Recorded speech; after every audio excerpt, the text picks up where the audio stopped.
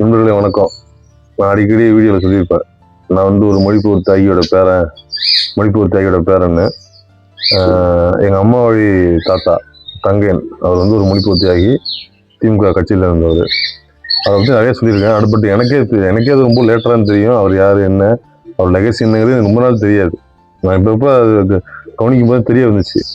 So ஒரு நாள் வந்து அதை வந்து தெரியப்படுத்தணும், இல்லை தெரிஞ்சு எனக்கே முழுசாக தெரியாது.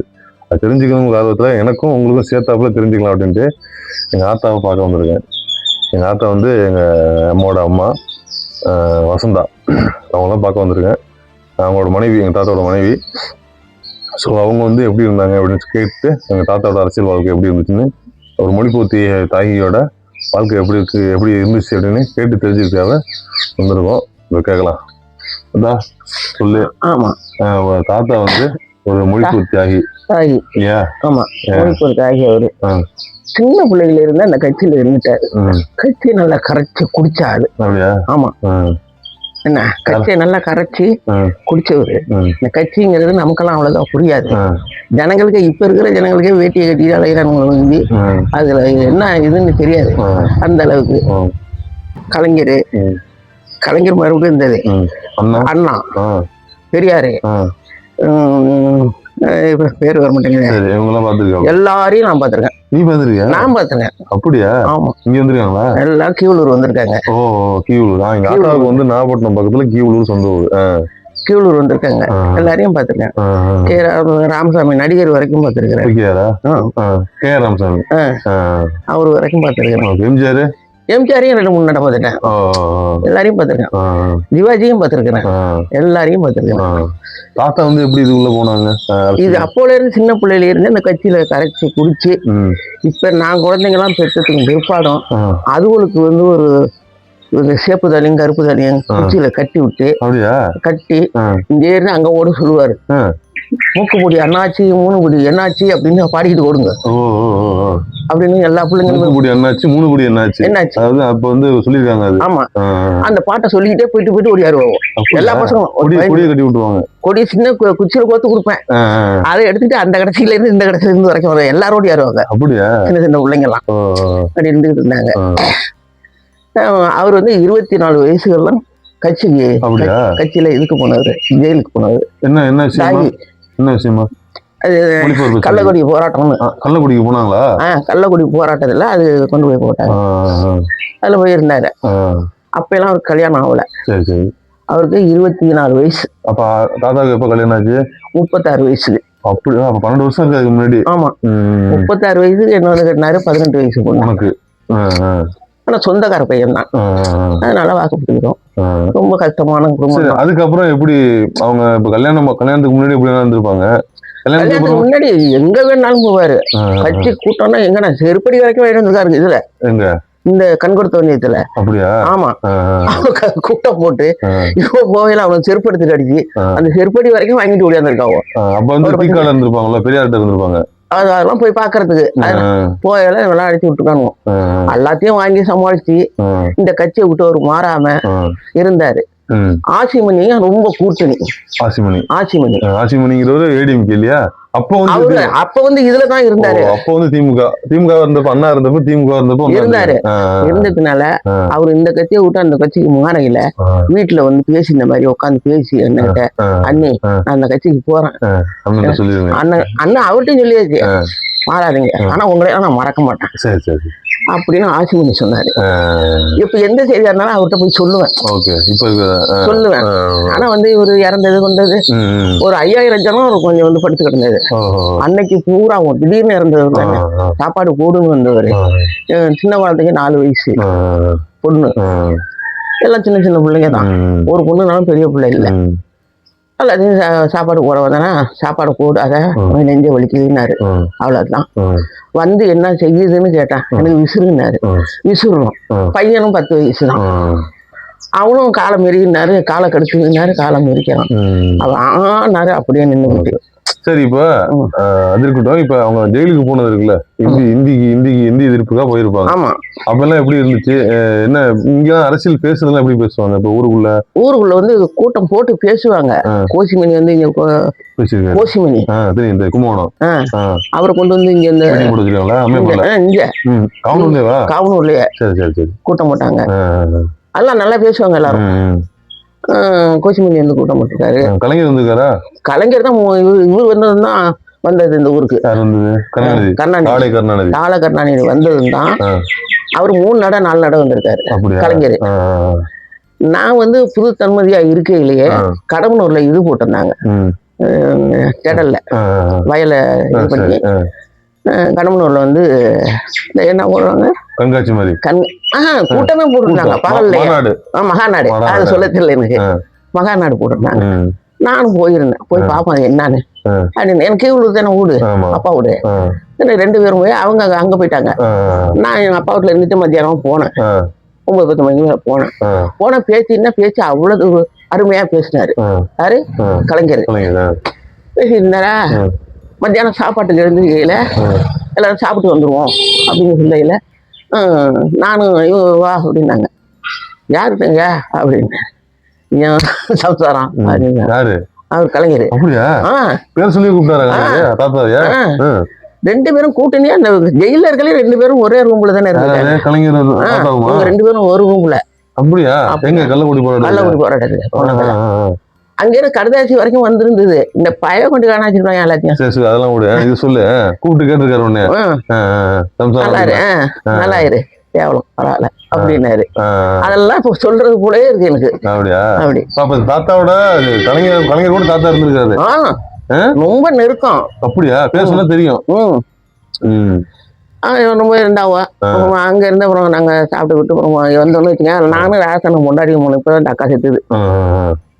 2 பேருமா போனோம். அந்த தாத்தா வந்து இப்ப மொழி அப்ப வந்து இந்த தமிழ் மொழி போராட்டம் அப்படிலாம் இருந்துச்சுல, அப்பெல்லாம் எப்படி இருப்பாங்க? இந்த இந்தி எதிர்ப்பு தமிழ் மொழியை பாதுகாக்கிறதுல இல்ல வீட்டுல அந்த மாதிரி வீட்டுல அரசியல் பேசுவாங்களா? அரசியல் வீட்டுல ஒண்ணும் பேச மாட்டாரு. நான் கேட்கிற கேள்விக்கு ஏதாவது பதில் சொல்லுவாரு. ஊருக்குள்ள பிரச்சனை அதுதான் நிறைய இருக்கு.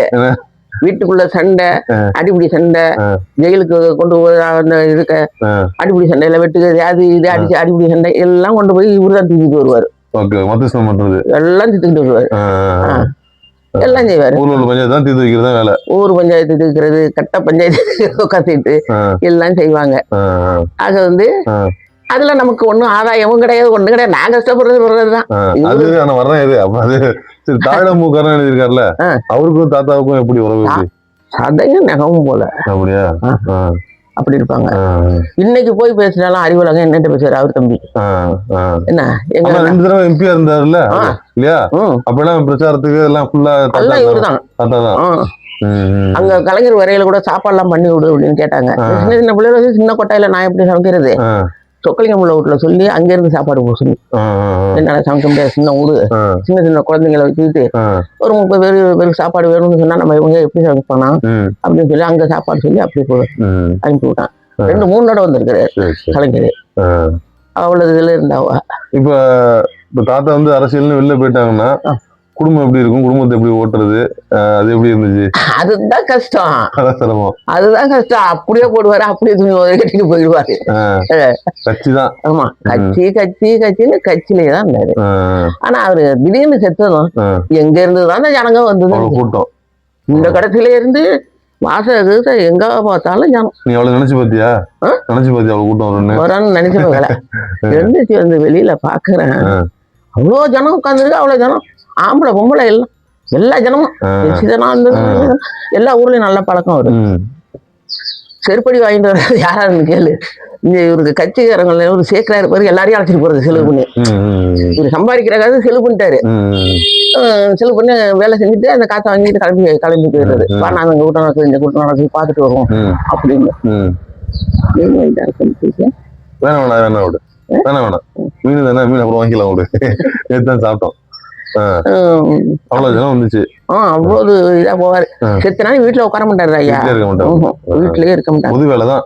அந்த வேலைதான். அதாவது நீ யாரு எங்க கூப்பிட்டாங்களோ அங்க போயிட வேண்டியது. ஏன்பா உனக்கு காப்பி எங்க கொடுத்தா நீ போட்டு போயிட, நான் எப்படி குடும்பம் ஓட்ட அது நீ சத்தம் போடுவ. அதாவது அவர் ஒண்ணுமே சம்பாதிக்கலன்னு சொல்லிட்டே இருந்த. அவர் சாவு அன்னைக்கு அவ்வளவு கூட்டம் வந்து, அவ்வளவு கூட்டம்.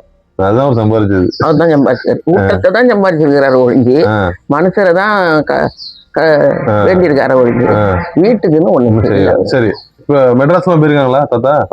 இருக்காங்க. அப்போ கிளம்புவாரு, அப்படியே போயிட்டு விடுவாரு. தாத்தா இப்ப வந்து வேலை செய்வாங்க, ரைட், எல்லாரும் வேலை செஞ்சு கொடுப்பாங்க, எல்லாத்தையும் பண்ணி கொடுப்பாங்க. பேசுறது மேடையில எல்லாம் பேசுவாங்களா? அதாவது பாத்திரிக்கா? மேடையில ரொம்ப பேச மாட்டாரு, ரொம்ப பேச மாட்டாரு. இந்த நம்ம இந்த உட்காந்துருக்கோம்ல அவங்க நம்ம பேசுறது போல வணக்கம் விடுவாரு, அவ்வளவுதான். ஆனா மேடை அந்த மீட்டிங் வந்து ஏற்பாடு பண்றதெல்லாம் அவங்க பண்றதெல்லாம் எல்லாம் அவர் தான் எல்லாம் செய்வார். திருவாரூர், இப்ப திருவாரூர் மாவட்டம் இல்ல தாழ கருணாநிதி இவங்க கூட எல்லாம் அடிக்கடி அவங்க கூட சுத்திட்டு இருப்பாரு இல்லையா, பிரச்சாரத்துக்கு போறது. மன்னை நாராயணசாமி, ஆமா, நன்னில நடராஜன், இது கோசிமணி, எல்லா ஊருக்கும் போய் எல்லாரையும் கொண்டு வர்றது அவருதான். அப்படியா? மீட்டிங் போடுறது, மீட்டிங்க்கு ஓகே வந்துடணும் அப்படின்னு. இப்ப தோல்ல கருப்பு துண்டு தான் போட்டுருவாங்களா? கருப்பு துண்டு போட்டுருவாங்களா? கருப்பு துண்டு போட மாட்டாரு, துண்டு எப்போதும் போல துண்டு போட்டுருப்பாரு. நார்மல் துண்டு தான், கரை போட்டுருக்கோம் ஒண்ணு கம்மி மாதிரி போட்டுருவோம், அதான் போட்டுப்பாரு. கலர் சட்டை எல்லாம் போடுவாரு, வெள்ளை சட்டை போட்டு. வீட்டுல வந்து இப்ப அவங்க பொதுவா இப்ப வீட்டுல பேச மாட்டாங்க. நார்மலா பேசும் பொழுது கலைஞர் பத்தியோ பெரியார் பத்தியோ அண்ணா பத்தியோ அவங்களுக்கு என்ன நினைச்சிருந்தாங்கன்னு சொல்லியிருக்காங்களா? அதாவது என்ன நினைச்சாங்க அவங்கள பத்தி, தலைவர்கள் எப்படி, அதெல்லாம் பெருமையா பேசுவாரு. அப்படியா? நாவலர் நெடுஞ்செழியன் பேசுறது, இது எல்லாரையும் பேசுவார்.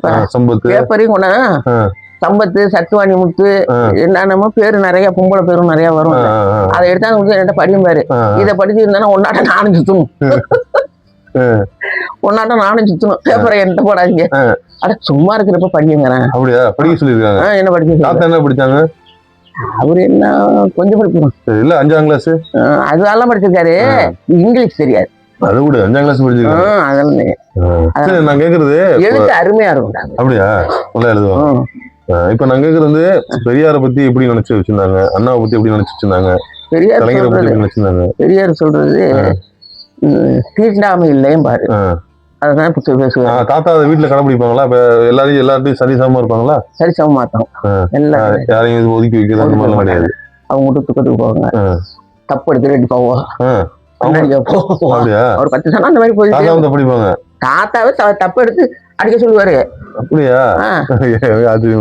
ஆமா, சின்ன ஒன்று பாட்டியாளுக்கு தப்பு இந்த அண்ணா அடிக்குது, யாரு அப்பா அடிக்குது, இவரு பின்னாடி பூவள்ளி கூட்டிட்டு வராரு. என்னென்ன கதை நடக்குங்கிற தங்கையனால அந்த ஊரு செழிப்பாதான் இருந்தது. பெரியார பத்தி என்ன, அண்ணாவை பத்தி சொல்லிருக்காங்களா? அதாவது என்ன நினைச்சிட்டு? அண்ணா பெரியார் எல்லாம் வந்து அண்ணாவை பத்தி பேசுறது நான் நேரடியா பாக்குறது தான். அவர் வந்து வீட்டுல அதெல்லாம் பேச மாட்டாரு. அங்க வெளில பேச என்னென்ன பேசிருக்காங்க, என்ன மாதிரி பேசுவாங்க? உயர்ந்து பேசுவாங்களா? உயர்ந்து பேசுவாங்க. அண்ணா என்னது செஞ்சிருக்கிறாரு, போயிருக்கிறாரு, இவர் காமராஜ் என்னது செஞ்சாரு அப்படின்னு பேசுவாங்க. சரி, இப்ப இவங்க வந்து திமுக இருந்தாங்க. அப்ப அந்த நேரத்துல எதிர்கட்சி வந்து காங்கிரஸ், காமராஜரை பத்தி தாத்தாவுக்கு என்ன இருந்துச்சு? எதிர்கட்சியா இருந்தாரு. காமராஜரை பத்தி என்ன நினைச்சிருந்தாங்க? காமராஜர் அவரை பத்தி பேச மாட்டாரு, நல்ல மகான் தான் பேசுவாரு. அப்படியா? ஒரு நல்ல கருத்து இருந்துச்சு, நல்ல கருத்து. எதிர்கட்சியா இருந்தா கூட ஒரு இது இருந்துச்சு. இப்ப அவனுக்கு எப்ப கல்யாணம் ஆச்சு? எந்த வருஷம் ஞாபகம்? 56. 54 ஆச்சா? ஓ, அப்ப அந்த 56ல இருந்து 67 வரைக்கும் ஆட்சி பிடிச்சாங்க. அப்ப அந்த 54ல இருந்து 67 வரைக்கும் பயங்கரமா வீரியமா இருந்திருப்பாங்களா? நல்லா போராட்டம், கட்சி, அது இது ரொம்ப அது எதிர்த்து பேசுறது, கட்சி எப்படியாவது ஆட்சியில உட்கார வைக்கணும்னு ஒரு முனைப்பு இருக்குல்ல.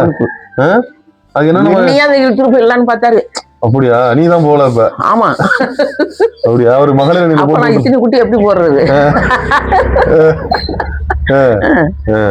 அப்ப வந்து ஆட்சி பிடிக்க, அப்பதான் ஆட்சி பிடிக்கிற டைம் 67. அப்பெல்லாம் ரொம்ப வீரியமா இருந்தாங்க. நல்ல கோச்சிங்க கொண்டு வந்து போடுறது, ஆசிமியை கொண்டு வந்து போடுறது. நம்ம வெங்கடேஷ் சின்ன பிள்ளைனா எல்லாம் ஒரு வயசு. இந்த லட்சுமணா இருக்காரு பாரு, மெடிக்கல், அவரும் சின்ன பிள்ளைதான், படிச்சுட்டு தான் இருந்தாங்க. படிச்சுட்டு விடுன்னு இங்கதான் வருவாங்க. எல்லாம் வந்து ஒரு தோட்டமா எடுத்து போடுவாங்க வாசல்ல, எல்லாம் உட்காந்துட்டு எல்லாம் பேசிட்டு 8 மணிக்கு மேலதான் வீட்டுக்கு போவாங்க. அரசியல் பேசுறது உட்காந்து என்னதுக்கு போகணும் தம்பி, என்னது செய்யணும் தம்பி அப்படின்லாம் உட்காந்து. சரி, இப்ப வந்து அந்த 54ல இருந்து நீ இருந்திருக்கீங்களா? அப்போ வந்து இந்த அரிசி பஞ்சம், இந்த பிரச்சனை, கரெக்ட். சொத்து பஞ்சம், அதெல்லாம் எப்படி இருந்துச்சு? அதெல்லாம் எப்படி அவங்க இப்ப திமுகவா அந்த கட்சியா எப்படி அவங்க எதிர்கொண்டாங்க? என்னென்ன செஞ்சுட்டு இருந்தாங்க? அது காங்கிரஸ் கட்சி இருந்ததுனால சொத்து ரொம்ப பஞ்சம். கஷ்டம். காங்கிரஸ் கட்சி இருந்ததுனால சோத்துக்கு கஷ்டம், அரிசி கிடைக்காது, பச்சை பயிரை வாங்கி அவிச்சு பிள்ளைகள் கொடுக்கும், கடலப்பருப்பு வாங்கிட்டு அவிச்சு பிள்ளைகளுக்கு அள்ளி கொடுத்துட்டு இவருக்கு சோறு இல்லைன்னா சரியா வராது. இவ்வளவு அரிசினாலும் போட்டு வடிச்சு அவருக்கு இவ்வளவு சாதத்தை வச்சிருப்பாங்க அதுக்கு தாத்தாவுக்கு. அவ்வளவு கஷ்டப்பட்டோம் காங்கிரஸ் அந்த நாளையில. காங்கிரஸ் முடிஞ்சதுக்கு செழிப்பா வந்துருக்கு. அப்படிதான்.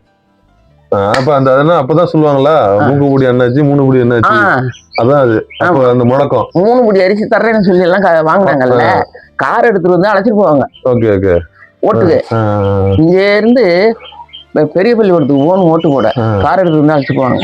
காங்கிரஸுக்கு தான் போகணும், அவ்வளவு பண்ணிட்டு இருந்தாங்க. ஆமா பஞ்சம். அப்ப பஞ்சம்னா அப்படி ஒரு பஞ்சம்ப்பா. சரி, அந்த அந்த இதெல்லாம் சொல்லுவாங்களே தெருமுனையில வச்சு கஞ்சி ஊத்துறது அதெல்லாம் பண்ணிருக்காங்களா? அதெல்லாம் பண்ணிருக்காங்க, எல்லாம் செஞ்சாவா.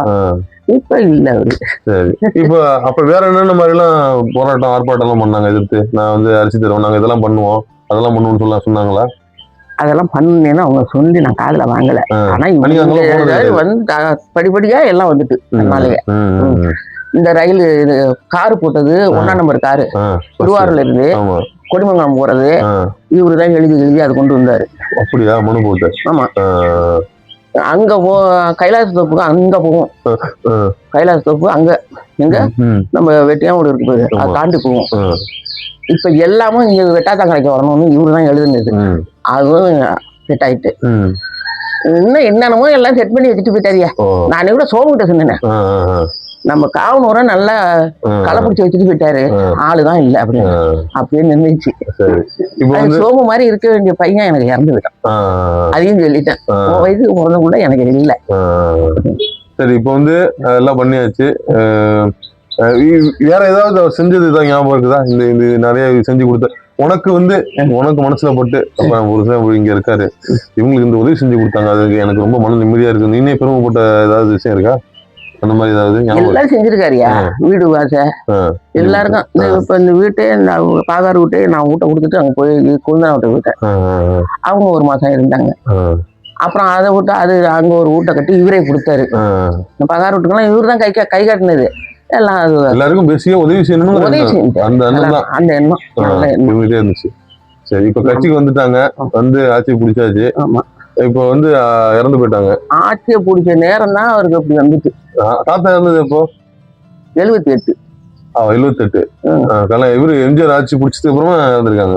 அடுத்த வருஷம் ஆட்சி இழந்தது அப்புறமா.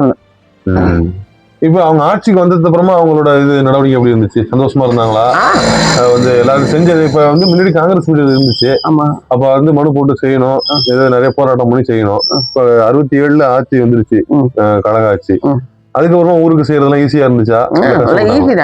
போய் பாப்பாங்க, போய் பாப்பாங்களா? எல்லாம் போய் அது செஞ்சு கொடுப்பாங்க எல்லாமே.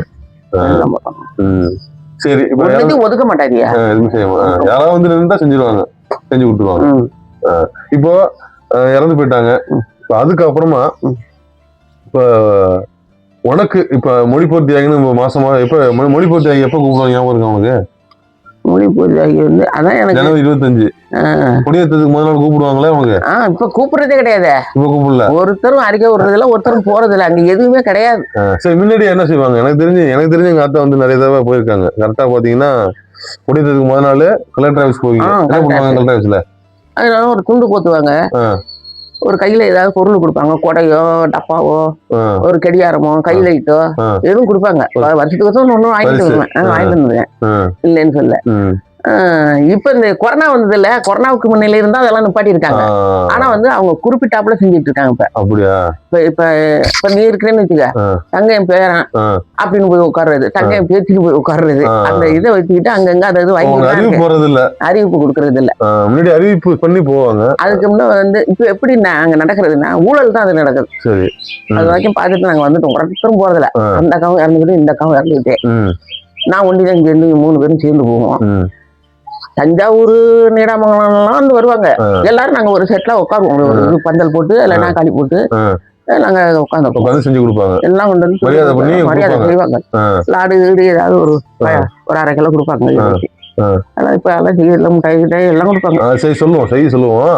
இப்ப வந்து தாத்தா இறந்து போயிட்டாங்க, அவர் ஒண்ணுமே செய்யல, வீட்டுக்கு எதுவும் பண்ணலன்னு கோவப்படுற, அவர் இறந்து போனதுக்கு அப்புறமா இத்தனை வருஷம் கழிச்சு உனக்கு வந்து மரியாதை பண்றாங்க இல்லையா? மரியாதை பண்ணி உனக்கு கௌரவப்படுத்துறாங்கல்ல, அது யாரால வந்துச்சு? அவரால். அது உனக்கு எப்படி இருந்துச்சு அப்ப? அது நல்லா தான் இருந்தது. என்ன பண்றது? இல்ல அதாவது வீட்டுக்கு ஒண்ணும் கொடுக்கல, நீயும் கட்சிக்கு செய்யல, தாத்தாவை பாத்துக்கிட்ட நீதான். ஆனா அவர் போனதுக்கு அப்புறமா உன்னை கூப்பிட்டு மரியாதை பண்றாங்க. அப்ப தாத்தா பண்ண வேலை தானே அது. வேற என்ன செஞ்சு அந்த கௌரவத்தை வச்சுக்கிட்டு அவர்கிட்டயே சண்டை போடுவானா? என்னன்னு இப்படியே பேசுவேன், உட்காந்துட்டு பேசுவேன். உங்க பேரை வச்சு நான் ஒரு ஜில்லாவே வந்து போயிட்டு வந்துருவேன். ஒரு ஜில்லாவே திட்டிட்டு வந்துருவேன்.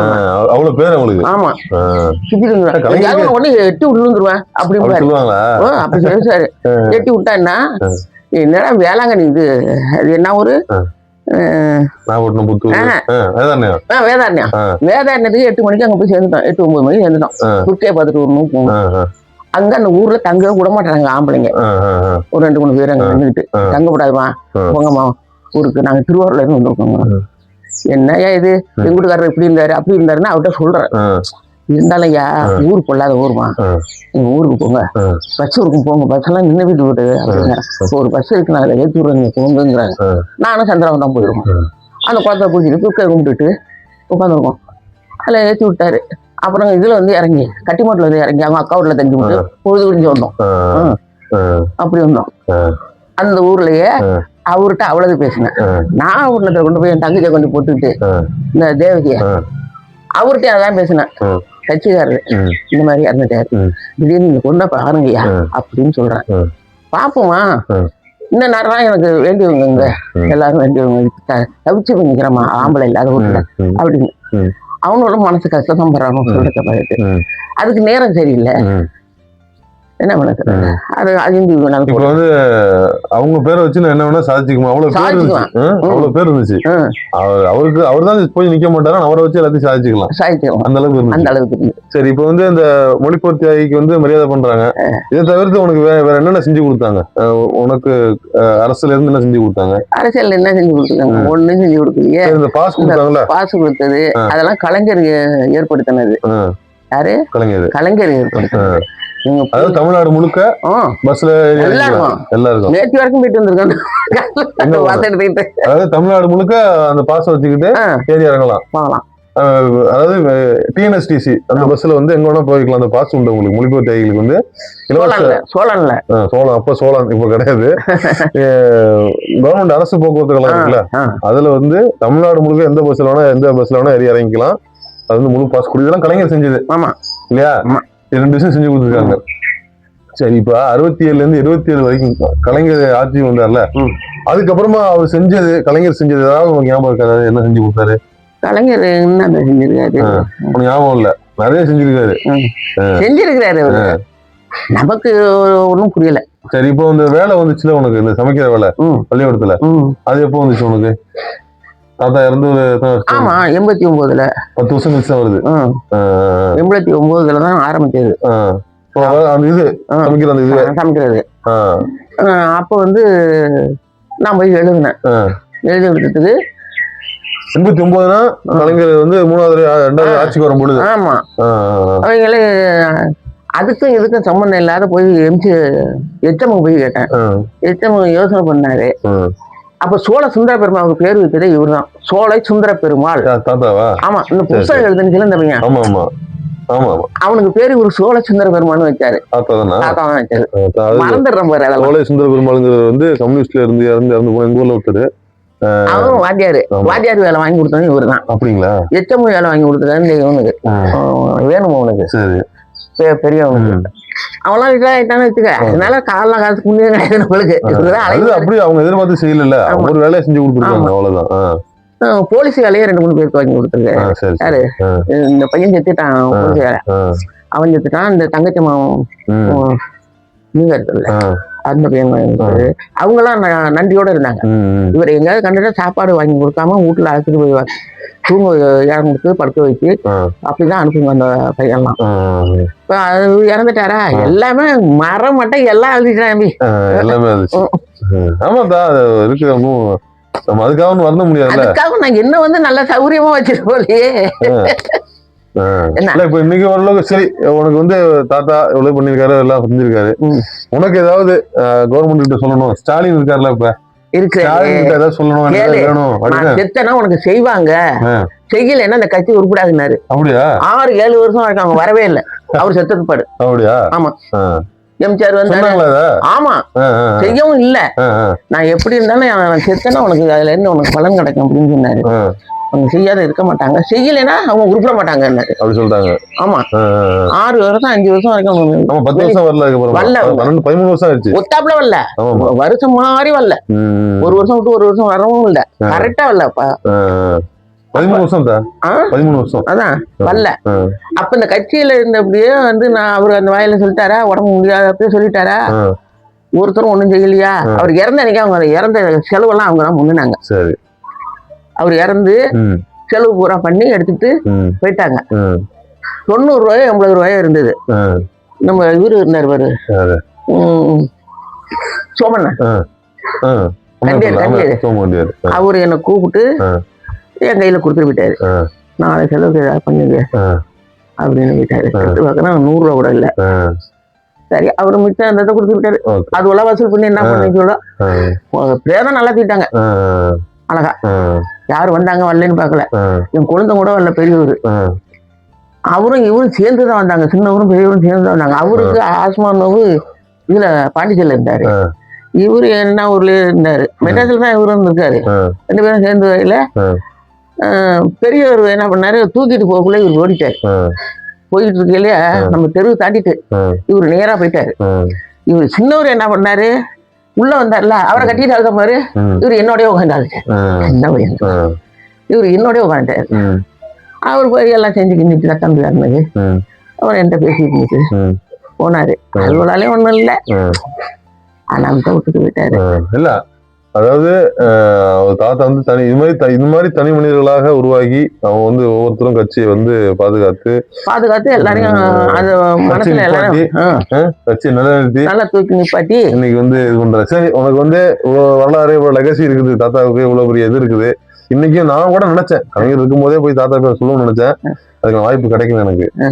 இப்ப வந்து உனக்கு ஓகே இவ்வளவு நடந்திருக்குது, இன்னைக்கு ஏதாவது ஸ்டாலின் வந்து ஏதாவது சொல்லணும், எனக்கு இந்த குறை இருக்குது செஞ்சு கொடுங்க அப்படின்னு ஏதாவது இருந்துச்சுன்னா சொல்லு. சித்தனைக்கு இரங்கல் கூட்டம் அந்த ஒரு வார்த்தையை வச்சுக்க. சரி, இரங்கல் கூட்டம் இவ்வளவே போட்டு அவ்வளவு ஜனம் போட்டு இந்த தங்கை குடும்பத்துக்கு பிள்ளைங்களை படிக்க வைக்கணும், பிள்ளைங்களுக்கு வீடு சின்னோண்டு வீடு தானே, அவங்களுக்கு வீடு கட்டி கொடுக்கணும், எல்லாமும் அவங்களுக்கு செய்யணும், நிலம் வாங்கி கொடுக்கணும். நிலம் வரைக்கும் கொண்டு காட்டணும்னா மறைச்சு விட்டானோட என்னை கொண்டு போய் காட்டினாவோ. நிலம் கொண்டு போய் ஐயா கொண்டு போய் இந்த நிலத்தை தான் உங்களுக்கு பார்த்துருக்கு. ஆனா அந்த நிலம் வந்து கருணாநிதி வீட்டு நிலம் தான், கருணாநிதி 3.5 மா இருக்கும். அதை கொண்டு போய் காட்டினது பரவாயில்ல, இந்த பங்கு நல்லா வளையும் அப்படின்னு சொன்னேன். வாங்கி தானே சொன்னாவா, போய் கேட்டேன், உங்களை கேட்டேன் என்ன பண்றது. இல்ல நீ சொல்ற மாதிரி 77ல கட்சி ஆட்சி போயிருச்சு, அதுக்கப்புறமா வந்து அவங்க வந்து கட்சி நிறுத்துறதுக்கே 13 வருஷம் ஆயிருக்கு. அதனால ஒண்ணும் செஞ்சிருக்க வாய்ப்பு இல்ல. அதுக்கப்புறமும் நிறைய நீயும் கொஞ்சம் பிஸியா இருந்துட்ட, வேலை வந்தது, உனக்கு எல்லாரும் கல்யாணம் பண்ணி கொடுத்து எல்லாம் புள்ள குட்டின்னு ஆயிடுச்சு. நான் கேக்குறது இப்ப ஏதாவது ஸ்டாலின் வேணும்னு ஏதாவது கேளு, அவரு நிச்சயமா கொடுப்பாரு. இதை வேணா சொல்லி காட்டுறான் அவர்கிட்ட. ஒண்ணும் எதாவது தேவை இருக்கா உனக்கு? ஏன் என்ன தேவையில்லை, எல்லாம் இருக்கு, எல்லாம் தேவை, தேவைப்பட்டது வாங்கலாம். என்னத்த போய் நம்ம கேட்கறது. சரி, ஒரு தனி ஆளா இருந்து கட்சியை காப்பாத்தி ஒரு குடும்பத்தை கட்டி காப்பாத்தி அவங்களா செஞ்சா நான் வாங்கிப்பேன். எனக்கு என்ன செய்யணும்னு சொன்னாதானே. இப்ப வந்து அவர் எல்லாருக்கும் தனித்தனியா பார்த்து செய்யறாரு. செய்யுங்க என்ன செய்வாங்க, உங்களுக்கு தேவை இருந்தா சொல்லு. 3000 பணம் கிடைக்குது இது இந்த மொழிபெயர்ப்பு. அது சொல்ல மறந்துட்ட பத்தியா, நானும் கேட்க மறந்துட்டேன் பாரு. மொழிபெயர்ப்பு பென்ஷன் வருது, 3000 வருது. அப்ப தாத்தா ஒண்ணுமே செய்யலங்க. தாத்தா செத்தது அவரு அதுல இருந்ததுனாலதான், அவரு போய் அதுல கிடந்ததுனாலதான் சோத்து கஷ்டப்பட்டு அங்க கிடக்குற ஆலமரத்துல எல்லாம் ஏறி அத்தை சமத்துல அரிசியும் கிடைக்காம ஒண்ணும் கிடைக்காம ரயிலடியில இருந்தவர் பார்த்துட்டு இத்தனை பேரும் பசியும் பட்டினிமா கிடக்குறீங்களேன்ட்டு அரிசி வாங்கி அந்த அளவுக்கு கொண்டு போய் வீட்டுல கொடுத்து இத்தனை பேருக்கு சாப்பாடு வேணும், தயிர் கீறு ஏதாவது ஊற்றி கலரி கொடுன்னு அந்த ஊர்ல என்னமோ ஒரு ஊரு சொன்னாரு. அந்த இலையை பறிச்சுட்டு போய் அந்த இலையில எல்லாம் சோறு வாங்கி தந்துருக்காங்க. இங்க இருந்து எத்தனை பேர் போயிருக்காங்க? இவரு சோழவர் போயிருக்காரு, அலோப்பணம் போயிருக்கு, சிவஞானம் போயிருக்கு. சிவஞானம்னா யாரு? நம்ம வீட்டாரு கொத்தனாரு குஞ்சாப்புல தம்பி, அவரு போயிருக்காரு. குஞ்சாப்புல தம்பி போயிருக்காரு. இன்னும் யாரா 16 பேர் போயிருக்காங்க நம்ம ஊருக்குள்ள. சரி சரி. என்ன இடத்துக்கு போயிருக்காங்க? இவரு சுனாபகார நாய்க்கிற தம்பி, இவரு அள்ளிமுத்து, எவ்வளவோ போய் போனாங்க. இதெல்லாம் இருந்துச்சு. ஆலியால போன எடுத்துக்கொண்டு எவன் காலையில வச்சு விழுந்துட்டான்டா. அது இருந்து எனக்கு நான் கோடி வச்சுக்கிறேன். இது நான் திரும்ப நான் கேட்கறதே பதில் சொல்ல மாட்டேங்கிறேன். உனக்கு என்ன வேணும்னு சொல்லு, அவர் செஞ்சு நான் செஞ்சு தர சொல்றேன். நான் என்ன வேணும் செய்யணும், இத்தனை பொங்க பிள்ளைங்க வச்சு இன்னமும் நான் கஷ்டப்பட்டு தான் இருக்கிறேன். அதை சொல்லி அவர் என்ன செய்யணும்னு செய்ய அவரா. சரி விடு, அது இல்ல. இப்ப நீ சொல்றீல ஒரு கவர்மெண்ட் ஜாப்ல இப்ப தாத்தா இருந்து என்ன செஞ்சான்னு கேக்குறீங்களா?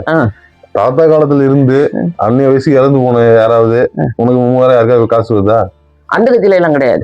கட்சியில இல்ல, இருந்த ஊருக்குள்ளே தாத்தா வயசுக்கு இருந்த யாருக்கும் அந்த மரியாதை கிடையாதுல்ல. இறந்து போனதுக்கு அப்புறமும் உனக்கு 3000 வாங்கி கொடுத்துருக்காருல. வாங்கி கொடுத்துருக்காரு. அப்புறம் என்ன? அதுதான் மரியாதை, அதுதான் அவர் சம்பாதிச்சது. நீ அவர் இருக்கும்போது உனக்கு நீ 100 200 கொடுக்காம இருந்திருக்கலாம். அவர் எப்பயில இருந்து வருது 3000 காசுங்கிறது? ஞாபகம் இல்ல. கலைஞர் 89க்கு அப்புறமா இல்ல அதுக்கப்புறமா? 96 தெரியல, எப்ப ஞாபகம் இல்ல. கலைஞர் 2வது டைம் வந்தாரா? ராஜீவ்காந்திக்கு அந்த மாதிரி ஏதாவது இருக்குதா? அது ஞாபகம் இல்ல. என்ன எத்தனை வருஷமா வாங்கணும்னு ஐடியா இருக்கா? 20 வருஷம் இருக்கியா? 30 வருஷம் இருக்கும்டா. கணேசன் கணேசன் மாமா தாத்தா பாப்பா அவன் தான் போய் எழுதிட்டு வந்தான். சரி, 20-30 வருஷம் இருக்கும். ஓகே, 20-30 வருஷமா முடிப்பூர்த்தி ஆகி பென்ஷன் கொடுக்குறாங்க. சரி, அவருக்கு 40-45 வருஷத்துக்கு மேல ஆயிட்டா. 78ல சேர்த்திருக்காரு. 50 வருஷம் ஆயிடுச்சு. அதான் சொன்னேன், 78 கணக்கு போறான். 50 வருஷம் ஆயிடுச்சு. சரி, அதான் இப்ப ஏதாவது உனக்கு தேவை இருந்துச்சுன்னா சொல்லு, நம்ம அவர்கிட்ட சொல்லி செய்ய வைப்போம். ஒன்றும் பிரச்சனை இல்லை. கஷ்டப்படுறாங்கன்னு சொல்லிவிடு, பணம் காசு வளர்த்து போட்டோம். அதுக்கு நம்ம போய் என்னது செய்யணும், நம்ம என்ன மாமனா மச்சானா போய் கேட்கறதுக்கு இல்ல. குறிப்பிட்டு எனக்கு இது செஞ்சு கொடுங்கன்னு சொன்னீங்கன்னா அவர் செஞ்சு கொடுப்பாரு. அதுக்காக சொல்லலாம் நான். என்ன உனக்கு கார் வேணுமா, பங்களா வேணுமா, என்ன வேணும் சொல்லு. அதெல்லாம் இல்லடா. அதான் இல்ல, அதான் சொல்றேன். தாத்தா சம்பாதிச்சது அந்த அந்த சம்பாத்தியம் தான் உனக்கு இன்னை வரைக்கும் காப்பாத்திட்டு இருக்குது. ஆனா அவரு தாத்தா விட மாட்டான். முக ஸ்டாலின் எப்ப யாரு எங்க தாளகரணி வீட்டுக்கு வயல்லாம் தண்ணி கொண்டு கிடந்தது. ஒரு வருஷம் வந்தாரு இங்க காவனூர். சரி, அவரை போய் பாக்குறது விட மாட்டான்ட்டானு. ஆமா, கட்சியிலயும் உள்ள கட்சிக்காரனும் தானே அங்க நிப்பானுங்க. வந்தவங்க போனவங்க எல்லாம் பாதையை மறைச்சு விட மாட்டான்ட்டாங்க. சரி சரி. இப்ப இருக்கான் மோகன். இதுல ஒரு தள்ள அப்படி தள்ளிட்டு நான் மட்டும் போயிட்டேன். கட்சிக்கு வர்றான்னு எனக்கு தெரியாது. அவரை பாக்கணுமா? அவங்க பாக்கணுமா? ஸ்டாலினை போய் பார்த்து இந்த மாதிரி இருந்தது அப்படின்னு நீங்க எழுதி கொண்டு வந்தீங்கன்னா நான் எதுவும் செய்வேன்ட்டாரு. சரி, யாரு? அவரு. சரி சரி சரி. அப்ப அது எப்ப இருக்கும்? 20 வருஷம் இருக்குமா? 96 அந்த மாதிரியா? இப்பதான் எப்ப ஒரு 15-20 வருஷம். அப்பெல்லாம் ரொம்ப பிஸியா இருந்தாரு. அவர்கிட்ட போய் நீ குடுத்தீங்கன்னா அவருக்கு கண்டுக்க மாட்டாரு. சரி, திரும்ப நான் பேசுவோம். நம்ம முடிஞ்சா ஒரு நாள் போயிட்டு அவரை பார்க்கலாம். பார்த்து நான் உடனே கூட்டு போயிட்டு முடிஞ்சா ஒரு போட்டோ எடுத்து இந்த மாதிரி எங்க ஆத்தா அப்படின்னு சொல்லி அவர்கிட்ட நான் அறிமுகப்படுத்தி வைக்கிறேன். என்ன பண்றான்னு பார்க்கலாம். சரியா? மணிக்கூண்டுல இருக்காரு. யாரு போட்டோ வாங்கிட்டு போனது? யாருன்னு தெரியல. உன் வயசு இருக்கும். எப்போ வந்தாங்க? அப்பவே வந்தாங்க. எப்போ இறந்தப்பயா? இறந்து ரொம்ப நாள் சென்று வந்தாங்க. வாங்கிட்டு போனாங்களா? என்னன்னு கேட்டு வாங்கிட்டு போனாங்க? மணிக்கூண்டுல வைக்கணும்னு தான் வாங்கிட்டு போனாங்க. அப்படியா? மணிக்கூண்டத்துல போட்டோ வைக்கணும், போட்டோ கொடுன்னு கேட்டாங்களா? கேட்டு வாங்கிட்டு போனாங்க. ஆக்சுவலா எங்க தாத்தாவுக்கு ஒரே போட்டோ தான் சுத்தி வருது இல்லையா? சேர்ல உட்காந்துருக்கும் போட்டோ இருக்கும். ஆமா, அந்த போட்டோ தான். அப்பெல்லாம் போட்டோ எடுக்க முடியாதுல்ல? ஏன் எடுக்க முடியாது? எடுத்தீங்களா? இதுல போய் எடுத்துட்டு வருவோம்டா. கலர் கலரா எடுத்து வச்சிருந்தான். அப்படியா? எல்லாம் காணும். சரி, அங்க இருந்து போட்டோ வாங்கிட்டு போனாங்க. அந்த போட்டோ தான் இங்க இருக்கு. நம்மளா கொண்டு போய் வைக்கல. ஆமா ஆமா, அவங்க வச்சதுதான். அவங்க வாங்கிட்டு போனாங்க. கலெக்டர் வாங்கிட்டு சொன்னாரு. அப்படியா?